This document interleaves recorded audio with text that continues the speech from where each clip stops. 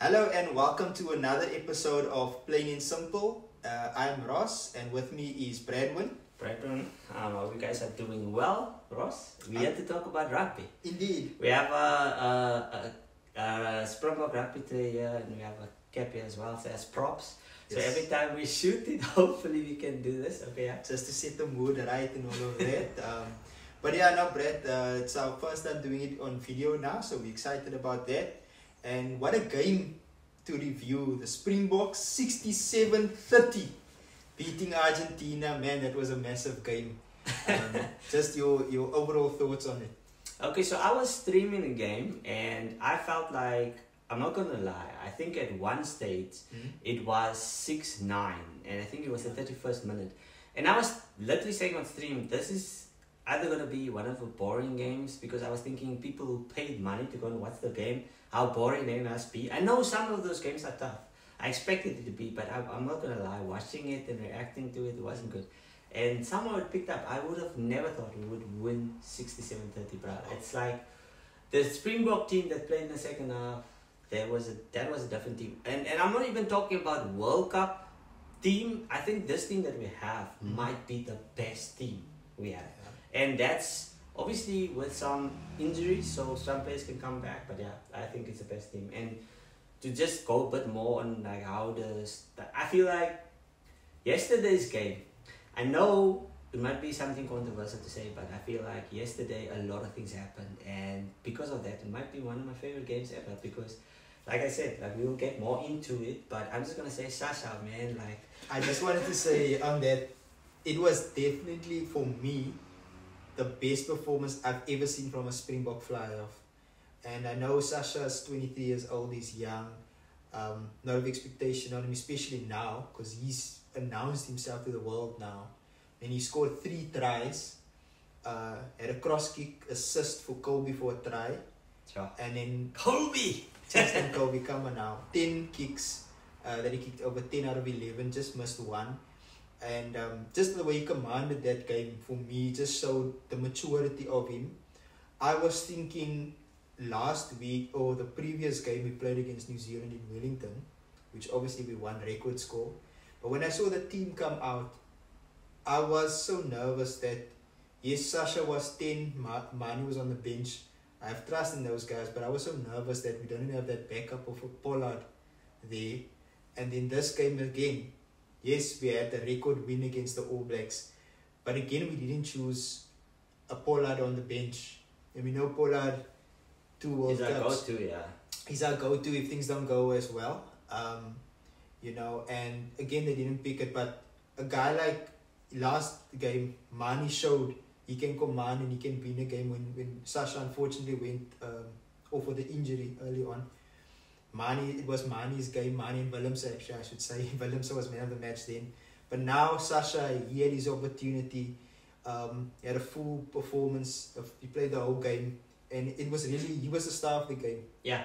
I would like to say, like, okay, early in the game, I'm not gonna lie, I wanted Lobok to be number 1. But like you said, like I think like Sacha fought hard and he had to prove to himself, or not him, but to us, why he was the number 1. And like I said, I think the confidence showed. Like I mean, the decision making, his kicks.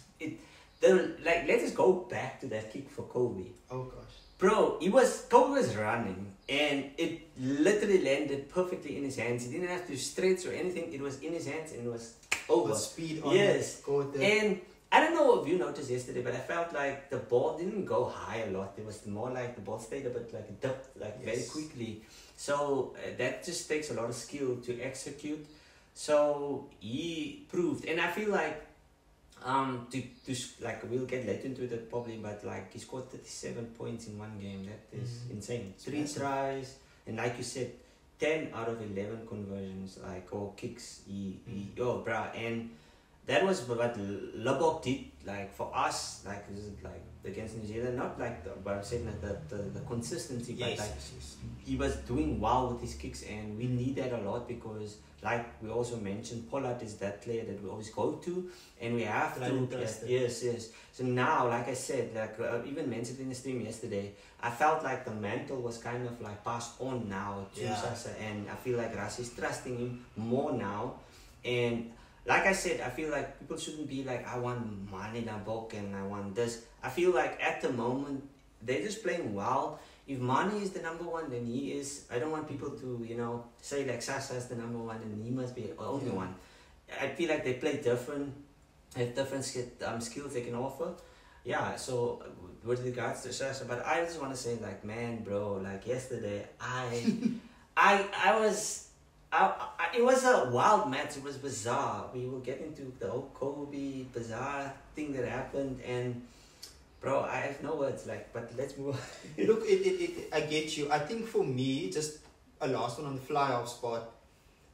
What I always try to say is that it shouldn't be either or, because you pick the guy or the team for that opponent, and also it's good to know maybe one day. A Sacha is not having a good day, then you can bring on either a Pollard or a Mane or whoever there is, so you can switch it around, because there will be games when it's just not that player's day. Today it was this game, it was Sacha's game, but I mean there's going to be games when it's not going to be going as smoothly as you would want it. Then you have someone else and it's that one's game. So it's nice that we can move between players. And then just on how the game started, it was very much a kicking a contest. 3 points there, the side, 3 points the other side, 6-3, 6-6. So it took a while to sort of get into it, and then but also I want to just emphasize that, remember, we made a lot of mistakes. I think there was a lot of penalties against someone like Thomas de Toey, for example, not just him. There was, in fact, Sacha ended up being the star player. He was offside once at a line out.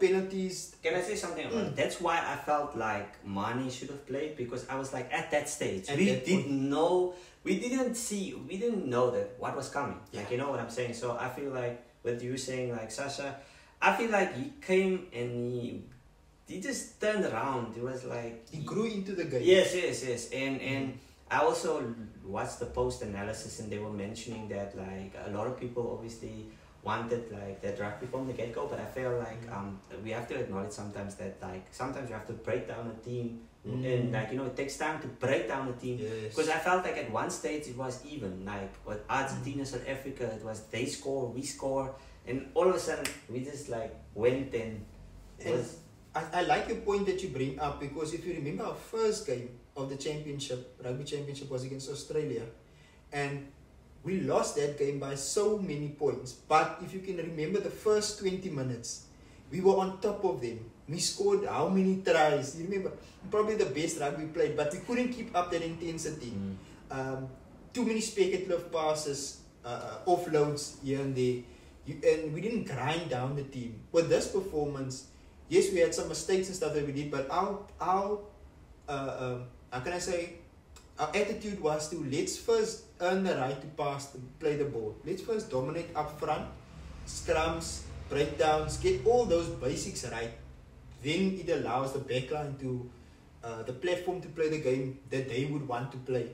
And so I think that for me was one of the differences. Also, I mean, Sacha was definitely the spark. I think without his performance, we wouldn't have won that game. I just wanted to also cut that in, like so I was like noticing they weren't really playing the ball to Kobe, so like I think he got it like once, and so I was like, we need one player to change the game, and then I think when Sacha gave that kick, like and like it was aimed towards what's his name, our winger, Hooker? No, Kobe? No. At that stage it wasn't. He was actually center, sorry. But he gave that kick, and then Woody was chasing, and we have to acknowledge. Oh, you're talking about Sacha's strike? Yes. His first, I think his first, right? Anyway, it doesn't matter. But thing is, that try, I think, was the game changer because it was again one of those individual brilliant moments that it changes the game and the momentum, because after that the game became about scoring tries and no longer about getting those penalty kicks and kicking them over, and that's how we play. Because I know it's not tied to, but I was watching the New Zealand-Australia game and I feel like the way they play, a lot of people are fans of physical rugby, no kicking game, you know. But I feel like if both teams are playing the exact same game, like, and the score would be tight, like there would be tries here and there, good passes. But I feel like if that game, the plan doesn't work, and you could see clearly that Australia, it wasn't working. And then New Zealand just, like, you know, once they like settled in there, the kicks, the repossession of the ball, keeping the ball, and they just run over you. So basically what I'm saying is, like, I love the ability that Sacha came and he controlled the game. Like, his kicks were brilliant. Like, the Kobe one, I have to sorry to shout him. The Kobe one, I was like shouting, dude. I was like, just kick the ball to Kobe, man. He will bring magic. And he did. He did bring magic. And obviously, it was 50-50. I would say the kick, if it wasn't for the kick, it wouldn't have been a try. But the fact, I watched the replays. In fact, Sacha was looking the whole time, because as a flyer, you have to look at your wingers, see if there's opportunities, and he was looking the whole time. As soon as he got the ball, he kicked it with such precision. Yes, I mean, I just like Kobe. Let's talk about the tries, and I wanna touch on the one that you mentioned now. We cross kicked for Kobe. What happened in that stage was ball was kicked back, he got it, was covering the backfield, and it looked like it was going to be just a normal up and under that he's going to kick. Willemse to chase, and that's what it's going to be. Got the ball, had the presence of mind to scan the field, as you say, see his wingers open. Kobe probably gave him an indication, but and then not just to have the vision to scan, but to have the confidence to say, I'm going to do this cross kick, because it's also, if it does, and the precision, because if it wasn't that precision kick, the confidence and the precision, what could have happened if it wasn't him, if it was someone else maybe, is if it wasn't so perfectly kicked, hang just right for Kobe to run onto, it could have been they get the ball. Remember, our forwards on that side of the field, everyone is this side of the field, on the left-hand side. So, but what I want to say is that the precision, the confidence, the vision to scan, to get it right, Kobe is there. I love that maturity to say, I'm taking this upon myself. I see the space and I take it. The other one obviously was, another one was obviously the kick for Moody, as you mentioned. It's about seeing where is the space. If you just want to play passing ball, that's not where the space is. The wingers are going to come up. They know you're not going to kick. You have to manipulate defense. Sometimes you kick so that for the next time they hang a bit back and then you can pass in their space. So you saw there was a gap, there was an opportunity, kicked it behind field, there was no winger covering, and then Moody was chasing on and he also chased up his own kick. And then what I also liked about Sacha, he had the maturity, the presence of mind to say to Moody, hold back, this is mine. And then he got the ball and then he could cross over. I was when I was live, I was thinking like, okay, so two South African players or Springboks are chasing the ball. So the pace, Sacha was coming, I was afraid of him knocking the ball because he had to pick up the ball and dive. There was no picking up the ball and recovering and then diving. So it's literally with that speed you're coming at the ball, you could mess it up. And Moody obviously going and he was behind Sacha, I was like thinking to myself, okay, Moody would have been the better choice to pick up. Because Moody was just running straight, he was coming from an angle. And I don't even think the camera picked up. We all thought it was Moody's try. Because even before that, they announced Moody was there, Moody, the commentators. But when Sacha picked up the ball, I was like surprised, bro. Where does the speed come from? Like, what? Like, I was just blown away. Because normally, you don't kick the ball and chase directly. You kick with a goal that one of your wingers or centers that has speed will get the ball. And I was just blown away by that. And I think, like you said, it goes back to your confidence. Like, you saw the gap. Because if they showed it from a different angle, you could see he saw the gap. Because that's why he made the kick. But yeah, like I said, confidence shown through him, and it looked like he had a blast. Like, imagine you can control a game. I think you a couple of weeks also mentioned if man Lebok, it becomes very easy to control the game if you're not under pressure. Yeah. Because I felt like the Springboks were under pressure, but like he took that like sense of urgency that like he became like experienced player in that like yesterday, and he just, like I said, controlled the game. And at one stage I was also saying that like there's nothing he could do wrong. Like everything he touches will Was his day. Yes. I want to talk about 3 other tries. There were so many, it was 9 tries. But I want to highlight 3 tries now because I think that they stand out for me. The other opportunity, this came just after the Kobe era. I think let's first touch on the Kobe era. So the ball was allowed to cross out dead ball line. Kobe dotted it down, which means we needed to restart. And then what Kobe did, obviously, is he kicked the ball back to his player. He just wanted to kick it back so that the player can restart it. But what he did was he drop kicked it to the player. And it was a brain fart. It's a brain fart. But it was totally legit. It was legal for the game to then restart. So he, by accident, drop kicked the ball to the Argentinian player, who then passed to his teammate, and then they went over for a score. The thing is, it crossed 5-meter line, so it was a legal try. Kobe just, perhaps he does it in training. He drop kicks, it's a habit that just got into the ball. But yeah, instead of panicking, what I liked about Sacha was, and this is what I'm bringing back to another try for us, he took command. He said, okay, everyone's going to chase him to say, so, don't worry about it, these things happen, blah, blah, blah. The teammates, he took control, got the ball, goes to the ref and says, ref, but there's still time and everything like that. Kick off. And then ball phases, and then that's when he scored a try. Yeah. Took it upon himself, gets the ball, runs through. Great try from Sacha. And what I like, what that shows me is that even if there's a mistake or an error that happens, we're not panicking. What's the next job? Yeah, like I think that's where the experience comes in, because like especially if you have a captain that's supposed to control it, but like I said, I think he was like in control. Yeah. I don't think like see, I was there, but I didn't really notice him that much. But on that point, we also have to talk about that 360 move that they put. And that's the other one I want to do. I'm like, oh my word. I'm not gonna lie, I think even the cameraman fell for that, because I was like, okay, from first glance, I thought like he passed the ball, but somehow the ball got like passed against the player's hand, like you know when someone charges down or rushes down.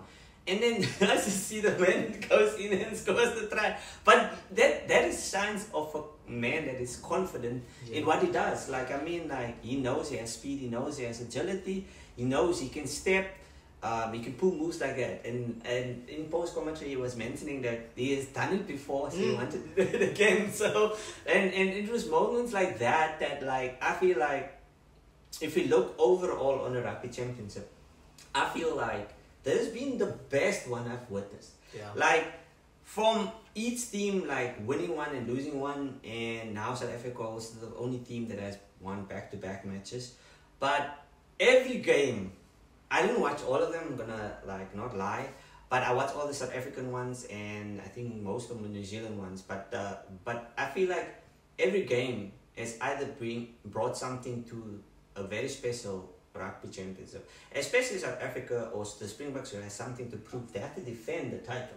So yeah, we will get back to like what we think about what's going to happen further. But I just wanted to mention that you have players like Sacha stepping out, the Boks stepping up. Last week it was Damon Willems, well deserved. But Colby bringing that magic.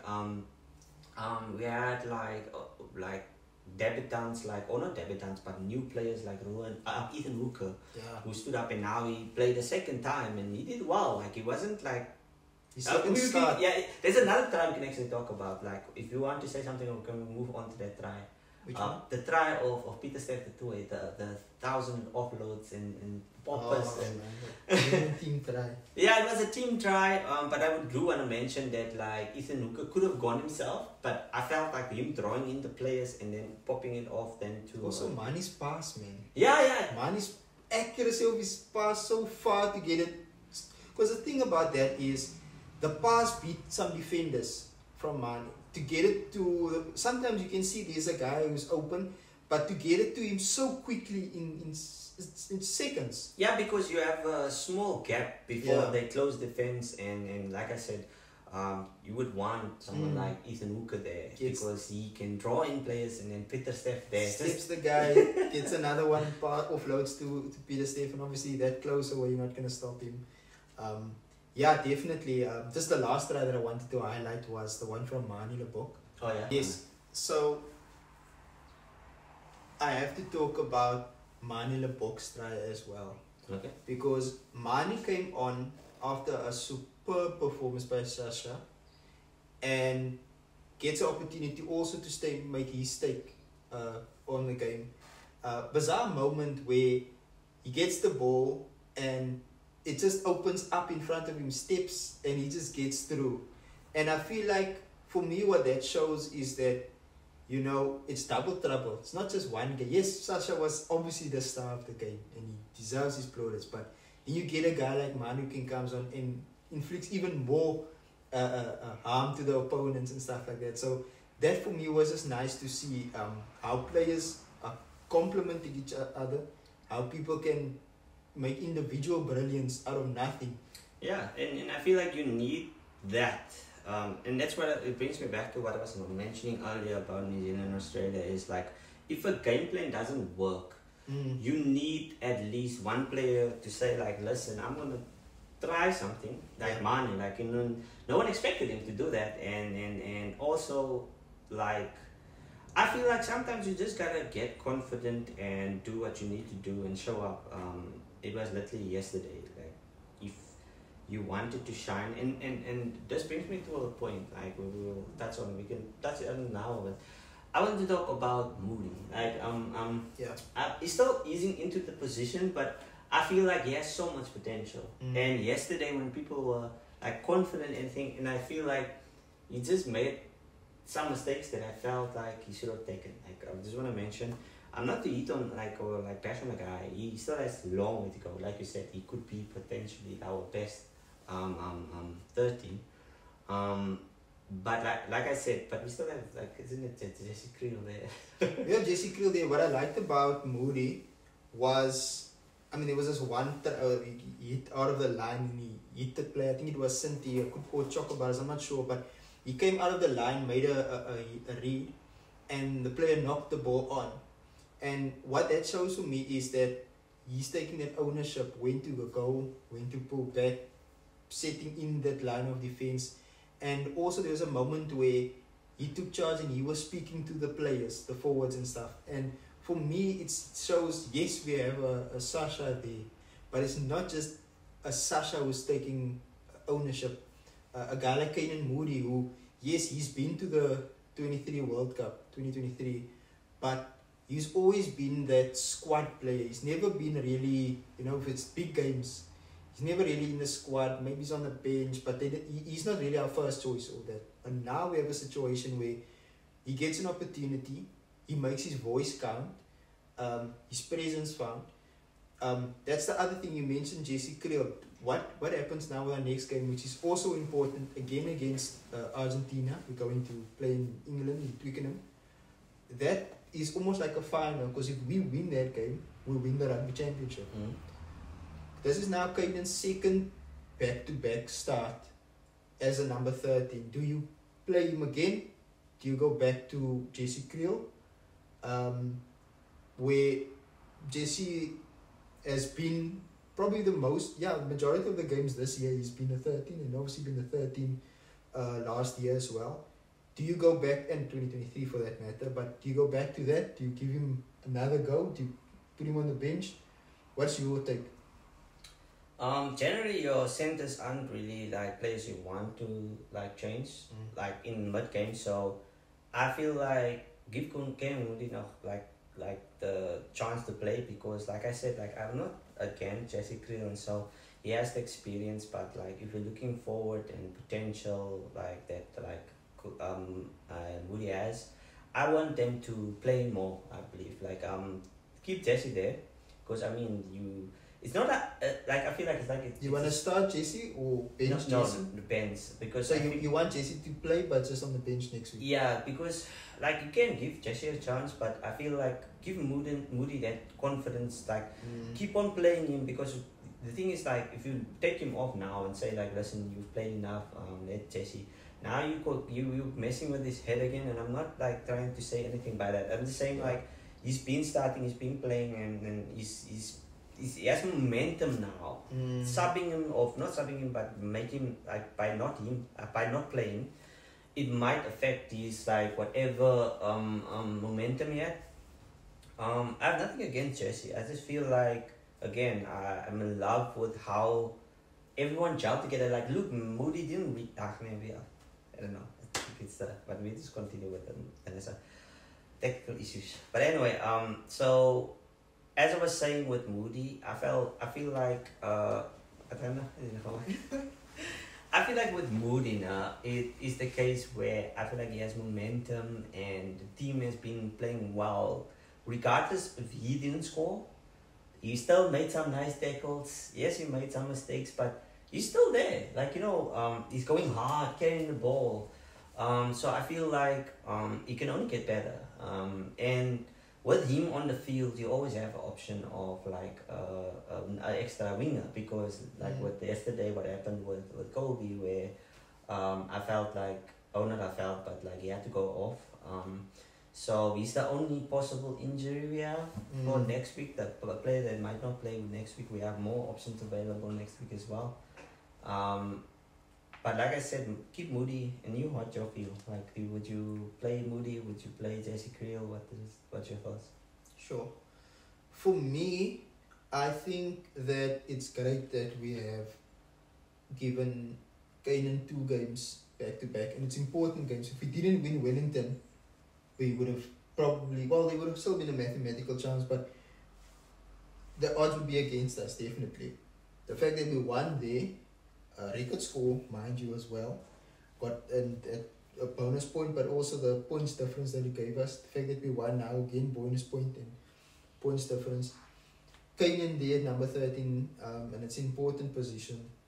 I'm glad that he got that confidence, that he got back-to-back games. For me, I would go Jesse Creel. The same with, like, if you think of like Ethan Hooker, they gave him, yes, I think he benched his first game in the Rugby Championship. He was benching, and then started in Wellington. Got another opportunity to start now. I feel like it's nice that you give these players back-to-back opportunities to show what they can do. But I also think that we need to also bring those tried and trusted guys also back in. So I would bring back Jesse Creel, and I would bring back Andre Pollard next week. And it's not to say I don't trust these guys. They did well and all of that. I just feel like if we look at all those games that we still have to play in the November tests, when we go in countries like we're playing against Japan, we're playing against, well, Japan's games can be in England, but Japan, France, Ireland, Wales, there's a couple of countries that we're playing. I feel like there's so much more rugby to play. I don't want these guys to be too cold, like they haven't played in months. You know what I mean? I see, yeah. So it's not about me not trusting Kane, because I do. He showed me that 13. I just hope that whenever he plays again in the URC, they give him the 13 again and he doesn't go back to wing. For this one-off game, you mentioned Colby. There might be an opportunity to put him on wing. I don't want him necessarily to play wing. I think he's a better center. But there's a possibility that maybe if Colby's not available, then maybe he can play wing. So then he's still part of the game. And then Jesse's in there. I just feel like I would want Jesse to... and Jesse is not for me really an impact player. He's the guy you start with, I think. So that's why. But I wouldn't be mad if Rassie did decide to keep Kaden, because I mean obviously he's the future and he showed what he can But do. yeah, but like we do need to have a backup though. I think like you mentioned, like also you can't have a backup or not a backup. I would say like someone who can make an impact, but we have to have someone like if Moody gets like injured or something. So like and we all know like some of the players. I feel like Moody has a potential knee that could like get injured. Like once your knee gets injured, you always have problems. Someone else I would like to see next week if he's fine. I know he had an injury, that's why he couldn't play this week. Or Grant Williams. He had a great game against the All Blacks. I was even thinking like maybe if he doesn't fit in the current, like let's say he'll still play like scrum half, but we haven't even talked about Reinach yesterday. I don't know what you want to talk about, but I felt like with Reinach he didn't have a good game. I don't know about you. Yeah, for me it's like it's that thing of not making compound mistakes. Not letting, if you make one mistake, not letting it affect your second one. I still think, he made some mistakes. I still think him and Amone van der Berg did keep up the pace. They gave us quick ball. Some of his kicks didn't maybe go as far as Boks kicks as you would have wanted it. I agree. But I think for me, what I measure a player on in a game is how do you recover from a mistake you maybe make or something that's not perfect. Like I said, Sacha even, he was offside. There was a move that they did, line-up move. He was offside, gave a penalty. He didn't let that affect the rest of his game. Speaking about that, do you think like they know the rules? Like, do you think Sacha was just taking a chance there? Because like I wasn't even aware that like they can't charge yet, and I was it's a technicality. I think they are aware of the rule. I think what happens is you just get your timing off, because there's a certain moment when that ball goes that you have to gear up to run. So maybe it was this thing of like he just got his timing a little bit off, because it's not a move that you do often. There's so many other things you have to focus on in the game. So maybe it was just a thing of getting his timing a bit off. The other thing that I wanted to touch on is, yes, we are now top of the log of the Rugby Championship, and importantly, our points difference, 55 points difference now, minus 1 All Blacks. So we are very much in the driver's seat. All we need to do we just need to win. All Blacks need to win with a bonus point if we win. So if we lose and they win, then they win the championship. But also, they won't know because they're playing first. Because Australia, so they need to win with a bonus point. But also a massive score. A massive score. If we also do win, they have to win with a bonus point and hope we destroyed. Yeah. So or draw even. So that's obviously gonna put some pressure on them. I just want to say one thing about Australia, that if you're looking at this now in terms of favourites, who can win and all of that, Argentina completely out. They can't win anymore because they lost now. They didn't get any points. There's no chance for them. The thing about Australia about this season is all 5 games that they've played this year in the Rugby Championship so far, by the 20th minute they were way behind. Against us in Joburg, yes, they won that game. And then the week after against in Cape Town, they were behind by a lot. Yes, they won their first game against Argentina, but they were also behind. That first 20 minutes of them, they're always so bad. They give a team opportunities to score, to put points on the board, and then they want to wake up afterwards and then have this massive comeback, which they do get, score tries, and then it was in 2 occasions they did win from that, but you can't let that be your mindset for whatever reason. Like, I feel like it's always good to play. Like, look, I think what kept us in the first half, like at Bay, is every time like we were penalized, Argentina took an opportunity to convert it into points, and as long as you have points on the board, you apply pressure.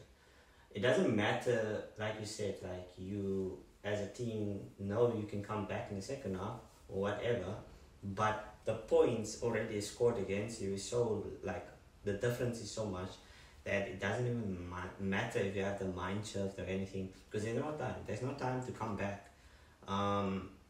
In every game, score or points matter. Like it applies pressure. It is also some sort of relief, because if you score, you get your forwards get a chance to breathe and stuff like that. So every score, whether it's like also just taking a kick and goal penalty from a penalty, your teammates will rest. So when you play and you're not clinical, like you're not scoring, then you're just wasting energy, and at the end of the day, like I said, like the if you don't convert those opportunities, like New Zealand again, if you look at how much ball possession they had and how much opportunities they had, you would always see that like they would have fewer opportunities against most teams, but they will get those points. But Australia probably had more opportunities, but they just they couldn't convert.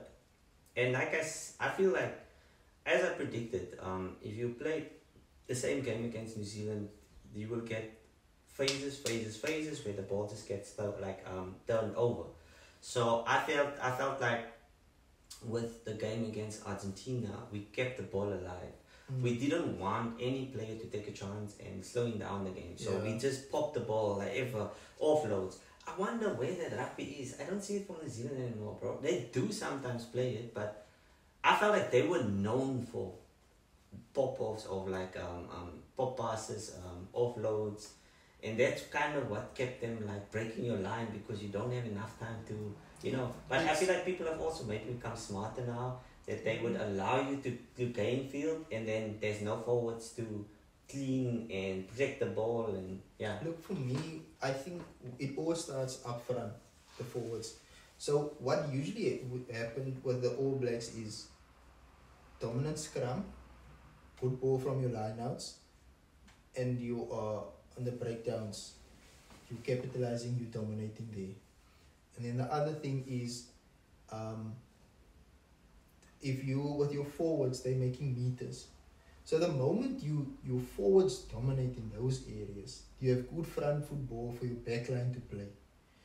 What's happening is, especially like if you look at a game in Wellington when they lost against us, they didn't have that good. Well, they had in the first half, but the second half especially. So latter part of the second half, and then of the first half, and then also the second half, we dominated them. We had good. We had good moments in the first half as well. But the thing is, if your forwards aren't giving you good solid ball, if you're not winning scrums, if you're struggling there, your lineouts are bad. If all those things count against you, plus you have another team, if you know what I'm saying, if you from your own ball you're not dominating, and then from like a lineout which is supposed to get good ball, and team is challenging the lineouts, everything they make is messy ball for you, then your backline is automatically going to suffer as well.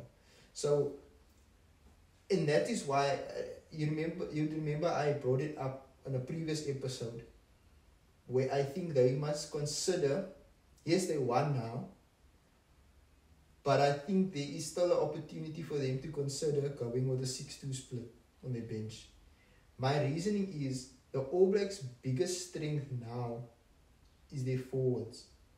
The back, and now it might seem like I'm contradicting myself, but what I'm saying is, give your forwards opportunity to go all out in 50 minutes. Then you can bring a fresh pack up, 30 minutes to go, 45 minutes even. And because the reason is, they don't have as much experience in their pack. Ari Sevilla is carrying that forward pack right now at the moment. Him and then Cody Taylor was also really good. But Ari Sevilla is and that's experience there, that he can go in, take command in a pressure situation, go and in effect the steal, get a penalty for his team. But what you need is other players also knowing that they can go full out. And then when they can't give anymore, that's what Sia does every week. When he can't go anymore, the coach can just bring another fresh player on. They don't have to worry about, oh, we need to wait if there's injuries. No, just play it. When the player doesn't have energy anymore, he gives everything and you take him off. Because they don't have that much experience. So TT, I think he has a handful of games. You have, what's his name, Simon Parker, Fabian Holland. These are good players. But you're having all these players, Peter Lakai from the bench, who don't have that much experience. So then I would say have an extra player on the extra forward. Then you can have Patrick Tuipulotu on. You can bring maybe like a Luke Jacobson on as well. So by doing that, you're giving yourself a better opportunity to have that front foot ball, because most of the battles happen up front. Breakdowns, to take a lot of energy out of the players, scrums, all those things. And then also I feel like the All Blacks have a lot of versatility in their players now. Bowden Barrett is injured, so he won't play next week. So now put in a Damian McKenzie, and then you just on the bench you have maybe a Cam Roygaard. Oh no, Cam Roygaard started. Cortez Ratima as the bench scrum half, and then you also have, I wonder who you can put in then. But whoever you put in, probably what's his name from the Hurricanes. Sorry, his name just eluded me now. But a lot of these players can play more than one position. The guys starting and also you guys on the bench. So what I mean is you don't necessarily take everyone off in the back line. You can just your team has depth like Rassi does with like his back line and forwards as well. Like I feel like it's either experience or having a background that helps you, like like at least. And I feel like it comes down to the players themselves also, because I feel like if you know your team is short this player, then you can say, okay, I'm good in this position, but can't I learn some few things? Because what if my teammate gets injured? Then you can obviously fill in that position. You don't have to be like a great player per se, but you just like doing enough so that another teammate can then play their comfortable position, because the problem is if you can only play one position well, and now when someone comes on, you have a problem where obviously you either have to take that player off in order to replace him, because it's only the only thing he can do. I think nowadays the game has changed. Like in the past, like you mentioned, a lot of players could play like 80 minutes. But nowadays, like you said, game is fast. Yeah, game is fast. You have to have impact players as well. I think that's become the main thing with Rassi. Like if the team, it doesn't matter if the team was playing like bad or good. You take him off and you bring another player, and that player is just as good, even better sometimes. They can make an impact, and it brings us back to like what we were talking about earlier. Like if you play Jesse Creel, he doesn't need to perform. He just needs to melt a bit, so that next time he gets the opportunity maybe to start, then he is like back to his peak. Because if you just bench a player because there's no need for him at the moment, because and someone else is playing that position and they don't have any influence or they're doing well, like you have to take them off. I feel like it should start. You should tell yourself, listen, this player might be doing well, but let me give this guy also experience, because each game that guy's not playing, he's losing experience, and your team needs experience whether you lose or win. Like it's just the thing. Guys, thanks so much again for tuning in. This time we had a video production, our first one. So thanks so much for watching our video, for being part of this journey with us. It's still very new for us. Thank you so much, and please share your thoughts in the comments below. Give us a like. Bradwin, thanks again for your side. Okay, thanks Ross for the opportunity to come to our house, shoot this. We had some technical difficulties. We're going to sort that out. But thank you guys for watching. Comment down below. We would like to hear your thoughts, as Ross said, and like we love what that's happening here. We'll do a vlog in a week or two, so probably like a week or two. We will show you guys of an actual game where we were and experienced, and just have the opportunity to breathe in rugby and talk rugby, and hopefully can like do it around the fire as well. Yeah, but just thank you, and for those who have supported us up to this point, and continue to show support, love, share, subscribe. Yeah, we love you, and Thanks so much, guys. bye.